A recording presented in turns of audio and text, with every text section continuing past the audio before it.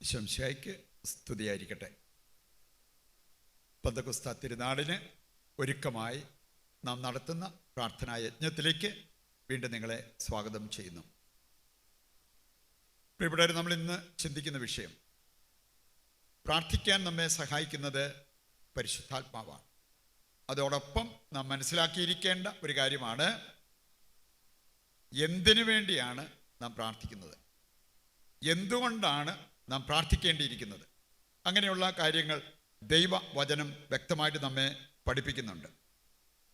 എന്തിനു വേണ്ടിയാണ് നാം പ്രാർത്ഥിക്കേണ്ടത് എന്നത് മനസ്സിലാക്കാൻ ഏതാനും ചില കാര്യങ്ങൾ നമ്മളെ സഹായിക്കും. സംസാരിക്കുന്നതിനേക്കാൾ ശക്തമാണ് പ്രാർത്ഥിക്കുന്നത് എന്നത് വചനം കൃത്യമായിട്ട് നമ്മളെ പഠിപ്പിക്കുന്നുണ്ട്. അപ്പം മത്തായിയുടെ സുവിശേഷം 21-ാം അധ്യായം 28 മുതൽ വായിക്കുമ്പോൾ അവിടെ നമ്മൾ കാണുന്നത് 2 പുത്രന്മാരുടെ ഉപമ. ഇനി ആ ഉപമയിലൂടെ കർത്താവ് നമ്മെ പഠിപ്പിക്കുന്ന ഒരു യാഥാർത്ഥ്യമുണ്ട്. പ്രവൃത്തി സംസാരത്തെക്കാൾ ശക്തമാണ്. അവിടെ പ്രവർത്തിച്ച വ്യക്തിക്കാണ് ദൈവം പ്രാധാന്യം കൽപ്പിക്കുന്നത്. അവനാണ് പിതാവിൻ്റെ ഇഷ്ടം നിറവേറ്റിയത് എന്ന് പറഞ്ഞിരിക്കുന്നത് കാണാൻ പറ്റും. സംസാരത്തെക്കാൾ ശക്തമാണ് പ്രവൃത്തി. ഇനി അതിൻ്റെ അടുത്ത ലെവലിലേക്ക് പോകുമ്പോൾ നമുക്ക് കാണാൻ സാധിക്കും, പ്രവൃത്തിയേക്കാൾ ശക്തമാണ് പ്രാർത്ഥന. നമ്മൾ പ്രവർത്തിച്ചാലും നമുക്ക് അസാധ്യമായത് നാം ഇരുന്ന് പ്രാർത്ഥിക്കുമ്പോൾ ദൈവം സാധ്യമാക്കും. പറയുണ്ട്, സംസാരത്തെക്കാൾ ശക്തമാണ് പ്രവൃത്തി, അതുപോലെ തന്നെ നമ്മുടെ പ്രവർത്തനങ്ങളെക്കാൾ ശക്തമാണ് നമ്മുടെ പ്രാർത്ഥന. ഈ യാഥാർത്ഥ്യം മനസ്സിലാക്കിയാൽ നമ്മൾ പ്രാർത്ഥിക്കുന്നവരായി മാറും. നമ്മൾ പ്രവർത്തിച്ചിട്ടും നടക്കാത്ത കാര്യങ്ങൾ പ്രാർത്ഥിച്ചാൽ ദൈവം നടത്തി തരുമെന്നുള്ള ആ ഒരു ബോധ്യത്തിലേക്ക് ഉയർത്തപ്പെടും. ഒന്നാമത്തേത് നമ്മൾ മനസ്സിലാക്കിയിരിക്കണം, പ്രവൃത്തിയും പ്രാർത്ഥനയും മനോഹരമായി സമ്മേളിക്കുന്നതാണ് ഏറ്റവും നല്ല റിസൾട്ട് നമുക്ക് തരിക. നാം പ്രാർത്ഥിക്കണം, ഒപ്പം നാം പ്രവർത്തിക്കണം. ഇവ രണ്ടും മനോഹരമായി സമ്മേളിക്കണം. ഇങ്ങനെ ഒരു രംഗം നമുക്ക് കാണാൻ സാധിക്കും. പുറപ്പാട് പുസ്തകം 17-ാം അധ്യായത്തിൻ്റെ 8 മുതൽ വായിക്കുമ്പോൾ മോശ, അഹ്റോൻ, ഹൂർ, ഈ 3 പേര് മലമുകളിൽ അവർ പ്രാർത്ഥിച്ചുകൊണ്ടിരിക്കുന്ന ഒരു രംഗം നമുക്ക് കാണാൻ പറ്റും. താഴെ ജോഷുവായും അവൻ്റെ കൂടെ യുദ്ധവീരന്മാരായിട്ടുള്ള ആളുകൾ യുദ്ധം ചെയ്തുകൊണ്ടിരിക്കുന്നു. മോശയുടെ പ്രാർത്ഥനയ്ക്ക് വലിയ ശക്തി ഉണ്ടായിരുന്നു. അതിൻ്റെ റിസൾട്ട് വളരെ വലുതായിരുന്നു. അവൻ്റെ കരങ്ങൾ ഉയർന്നു നിന്നപ്പോൾ, പ്രാർത്ഥനയിൽ ഉയർന്നു നിന്നപ്പോൾ ഇസ്രായേൽക്കാർക്ക് വിജയമുണ്ടായി.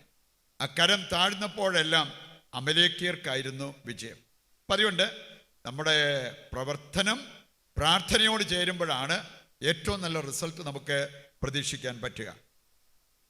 കത്തോലിക്ക സഭയുടെ മതബോധന ഗ്രന്ഥം വായിക്കുമ്പോൾ 2744 അവിടെ പറഞ്ഞിരിക്കുന്ന ഒരു കാര്യമുണ്ട്, പ്രാർത്ഥന ഒരു നിർണായക ആവശ്യമാണ്.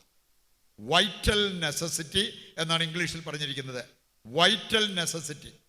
ഓക്സിജൻ നമുക്കൊരു വൈറ്റൽ നെസസിറ്റിയാണ് ജീവിച്ചിരിക്കണമെങ്കിൽ എന്ന് പറഞ്ഞ പോലെ പ്രാർത്ഥന ഒരു നിർണായക ആവശ്യമെന്ന് ഇവിടെ പറഞ്ഞിരിക്കുന്നത് കാണാൻ പറ്റും.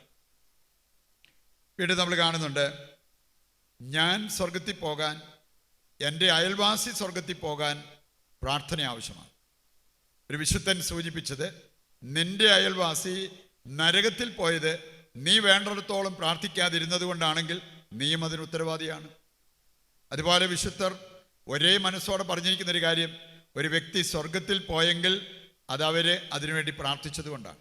നരകത്തിൽ പോയെങ്കിൽ വേണ്ടിടത്തോളം പ്രാർത്ഥിക്കാതെ ഇരുന്നത് കൊണ്ടാണ്. സ്വർഗത്തിൽ പോകാൻ വേണ്ടിടത്തോളം പ്രാർത്ഥിക്കാതിരുന്നത് കൊണ്ടാണ് അങ്ങനെ ഒരു ദുരവസ്ഥ അവർക്ക് വന്നത്. വീണ്ടും നമ്മൾ കാണുന്നുണ്ട്, പ്രലോഭനങ്ങളെയും പരീക്ഷണങ്ങളെയും അതിജീവിക്കാനുള്ള ആയുധമാണ് പ്രാർത്ഥന. ഒപ്പം രോഗാവസ്ഥയിൽ നമുക്ക് സൗഖ്യം ലഭിക്കാൻ ഏറ്റവും വലിയ ഔഷധമാണ് പ്രാർത്ഥന. നമ്മൾ പലപ്പോഴും സമ്മാനങ്ങൾ സ്വീകരിക്കാറുണ്ട്, സമ്മാനങ്ങൾ കൊടുക്കാറുണ്ട്. ഒരു കാര്യം പറഞ്ഞിരിക്കുന്നത്, നമുക്ക് സ്വീകരിക്കാവുന്ന, നമുക്ക് നൽകാവുന്ന ഏറ്റവും വലിയ സമ്മാനമാണ് പ്രാർത്ഥന. പ്രിയപ്പെട്ടവരെ, ഇക്കാര്യങ്ങൾ നമ്മൾ മനസ്സിലാക്കിയാൽ പ്രാർത്ഥിക്കുന്നവരായി നമ്മൾ മാറും.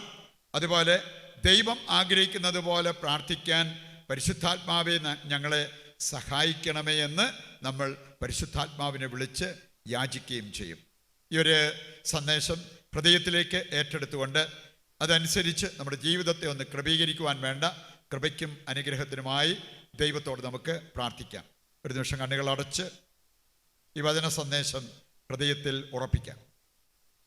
ഇന്ന് നമ്മൾ കോമൺ നിയോഗമായിട്ട് വെക്കുന്നത് പ്രാർത്ഥനയെ ദുർബലമാക്കുന്ന 3 കാര്യങ്ങൾ ലൂക്ക 21:34-35 വചനങ്ങൾ പറഞ്ഞിട്ടുണ്ട്. സുഖലോലുപത, മദ്യാസക്തി, ജീവിത വ്യഗ്രത. ഇവയിൽ കുടുങ്ങിക്കിടക്കുന്നവർക്ക് മോചനം ലഭിക്കുവാൻ നമുക്ക് പ്രാർത്ഥിക്കാം. നൊവേനയിൽ പങ്കുചേർന്ന് ദൈവത്തിൻ്റെ അനുഗ്രഹങ്ങൾ നമുക്ക് പ്രാർത്ഥിക്കാം. ദിവ്യകാരുണ്യത്തിൻ്റെ ആശീർവാദത്തിനായിട്ട് നമുക്ക് ഒരുങ്ങുകയും ചെയ്യാം. പിതാവും പുത്രനും പരിശുദ്ധാത്മാവുമായ ദൈവമേ, ഞങ്ങളങ്ങേ ആരാധിക്കുകയും സ്തുതിക്കുകയും ചെയ്യുന്നു.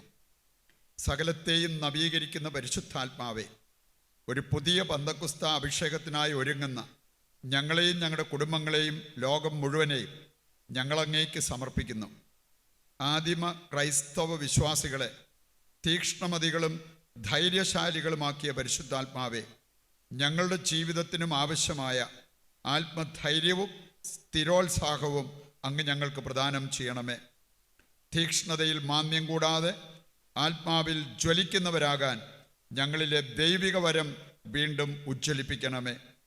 പിതാവിൻ്റെ സ്നേഹമായ പരിശുദ്ധാത്മാവേ, പന്തക്കുസ്ത തിരുനാളിനായി ഒരുങ്ങുന്ന ഞങ്ങൾ ദൈവസ്നേഹത്തിലും പരസ്നേഹത്തിലും വേരുപാകി അടിയുറയ്ക്കാനും ഉത്തരോത്തരം വളരാനും അങ്ങ് ഞങ്ങളെ സഹായിക്കണമേ. ഞങ്ങളുടെ ആത്മീയ മാന്ദ്യം അകറ്റുവാൻ ജീവജലത്തിൻ്റെ അരുവികൾ ഞങ്ങളിലേക്ക് ഒഴുക്കണമേ. ആറിപ്പോയ ഞങ്ങളുടെ ആത്മാവിന് ചൂട് പകരണമേ. നീറുന്ന മാനസങ്ങളിൽ ആശ്വാസം പകരണമേ. പാപം പരിത്യജിച്ചും പുണ്യങ്ങൾ അഭ്യസിച്ചും യഥാർത്ഥ ക്രിസ്തീയ ജീവിതം നയിക്കാൻ പരിശുദ്ധാത്മാവേ, അങ്ങ് ഞങ്ങളെ സഹായിക്കണമേ.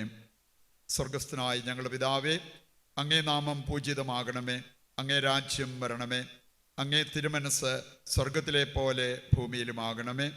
അന്നന്ന് വേണ്ടുന്ന ആഹാരം ഇന്ന് ഞങ്ങൾക്ക് തരണമേ.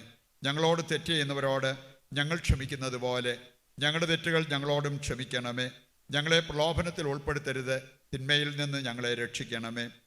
നന്മ നിറഞ്ഞ മറിയമേ, സ്വസ്തി, കർത്താവ് അങ്ങയുടെ കൂടെ സ്ത്രീകളിൽ അങ്ങ് അനുഗ്രഹിക്കപ്പെട്ടവളാകുന്നു. അങ്ങയുടെ ഉദരത്തിന് ഫലമായി ഈശോ അനുഗ്രഹിക്കപ്പെട്ടവനാകുന്നു. പരിശുദ്ധ മറിയമേ, തമ്പുരാൻ്റെ അമ്മേ, പാപികളായ ഞങ്ങൾക്ക് വേണ്ടി ഇപ്പോഴും ഞങ്ങളുടെ മരണസമയത്തും തമ്പുരാനോട് അപേക്ഷിച്ചു കൊള്ളണമേ. ആമേൻ. പിതാവിനും പുത്രനും പരിശുദ്ധാത്മാവിനും സ്തുതി, ആദ്യം മുതൽ എന്നേക്കും. ആമേൻ. ശിരസ് നമിക്കാം.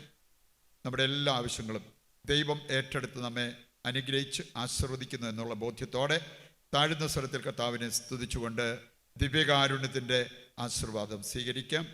യേശുവേ നന്ദി, യേശുവേ സ്തുതി, ഹല്ലേലൂയ, യേശുവേ ആരാധന, യേശുവേ നന്ദി.